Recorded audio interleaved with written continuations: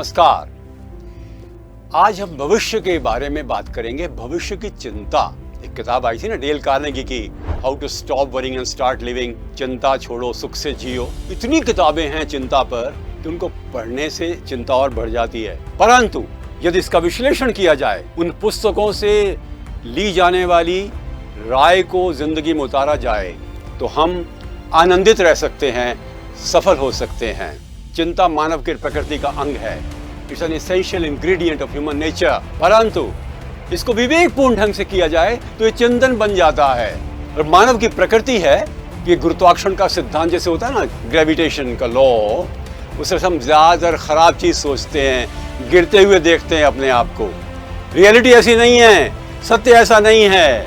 भविष्य के बारे में जो आप सोच रहे हैं जरूरी नहीं है कि वो खराब ही हो सकता है अच्छा हो। हम सोचते हैं व्हाट इफ, यदि ऐसा हो जाए तो। असल में हम सोच रहे हैं व्हाट विल, ऐसा होगा ही ना। मत सोचिए इस प्रकार से। वरी को एंग्जाइटी में मत बदलिए। एंटीसिपेटरी एंग्जाइटी वास्तव में इंसान को अक्षम बना देती है, कमजोर बना देती है। और ध्यान रखिएगा, जो चिंताएं आपको हो रही हैं वो वास्तविक नहीं हैं। आप सोच रहे हैं, कल्पना कर रहे हैं। आप अपनी शक्तियों का पूर्वानुमान नहीं लगा सकते। ईश्वर की कृपा, आपकी शक्ति, ऊर्जा, माँ बाप का आशीर्वाद सब मिलकर के आपको सफलता दिलाते रहे हैं और दिलाएंगे।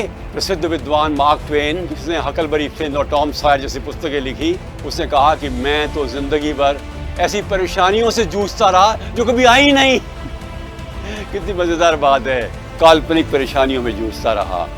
एक जापानी कहानी है, एक आदमी के पास लड़ने के लिए सामने 13 राक्षस आए।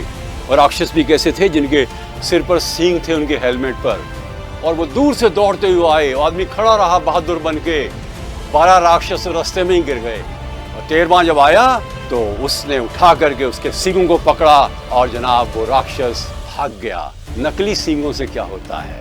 अतः हमें हर समय पर सोचना चाहिए कि अधिकांश चिंताएं परेशानी पैदा करती हैं पर वास्तविक नहीं होती। तो हमें करना क्या चाहिए? एक तो चिंता के लिए समय रोज निश्चित कर लेना चाहिए, आधे घंटे का। कोई भी शाम का वक्त, सवेरे का नहीं। 8 से 8:30, 8:30 से 9, 9 से 9:30 सिर्फ चिंता के लिए समय रखिएगा। चिंता की नोटबुक उठाइएगा, जर्नल कहते हैं जिससे। लिख डालिए क्या परेशानी है एक एक करके। जब आप कोई चीज़ आप लिखें तो उसका उत्तर भी साथ ही लिख दीजिएगा। मुझे डर लग रहा है कि कोरोना आ नहीं जाए वापस। उत्तर लिखिएगा।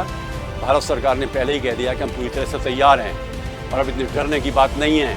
इसी प्रकार से मुझे डर लग रहा है मैथमेटिक्स में नंबर कम आएंगे, तो लिखिए मैथमेटिक्स पर ज़्यादा ध्यान देना कल से शुरू कर दो। हर चिंता का जवाब दीजिए उस जर्नल में। It's very very important for you to understand. और कल्पना कीजिए अच्छा क्या होगा।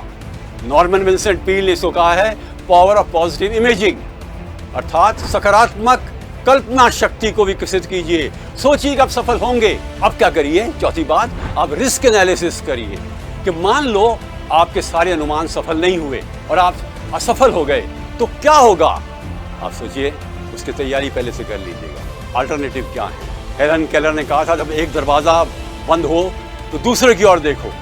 मैं कहता हूं मान लो सब दरवाजे बंद हो, दीवार को तोड़ कर नया दरवाजा बना लो। हिम्मत रखिएगा, साहस रखिएगा। और इम्पोर्टेंट बात यह है, अपनी शक्तियों को बढ़ाइए। रिस्क एनालिसिस के बाद जहां जहां आपको कमजोरी लगती है उस कमजोरी को दूर करिए। कदम दर कदम, स्टेप बाय स्टेप, जैसे पहाड़ पर चढ़ा जाता है वैसे अपनी सारी कमजोरियों को दूर करते हुए शक्तियों का अर्जन कीजिए। और भगवान से प्रार्थना कीजिए, हे प्रभु मुझे शक्तिमान बना। Give me energy, vitality, strength, faith, hope and trust me because I trust you. मुझे शक्ति दो भगवान, ऊर्जा दो, क्षमता दो, कुशलता दो, प्रवीणता दो, दक्षता दो। अपने लक्ष्यों की पूर्ति के लिए आगे बढ़ते चले जाइए। अब धीरे धीरे करके पाएंगे कि आपकी चिंता सार्थक चिंतन का रूप लेती है। मुस्कुराते रहिएगा। जैसा अर्जुन ने एक बार कहा था द्रौपदी को कि जब बहुत परेशानियां हो तब जो हंसना होता है वो सात्विक होता है। अतः अपनी मुश्किलों पर हंसिए। अपनी होने वाली परेशानियों को दूर करने का एक ही तरीका है, तैयार हो जाइए उनका सामना करने के लिए। यू नेवर लूज, आप कभी नहीं हारेंगे। और भविष्य के बारे में ध्यान रखिएगा, जो होगा सो देखा जाएगा। अर्थात हर चीज जो होगी उसका मुकाबला करने के लिए आप तैयार हैं, शारीरिक दृष्टि से, मानसिक दृष्टि से और आध्यात्मिक दृष्टि से। डीप ब्रीदिंग बहुत आवश्यक है, लंबे सांस लीजिए, प्राणायाम और मेडिटेशन बहुत ही आवश्यक है। Relaxation of the body is very important technique for making you feel comfortable and positive. Be optimistic, मन की बात किसी से कहिए, राय लीजिए जिन्होंने सफलता पाई है उनसे, और ध्यान रखिएगा जो जिंदगी में लोग आगे बढ़ते हैं सबको कभी ना कभी गिरना ही पड़ता है।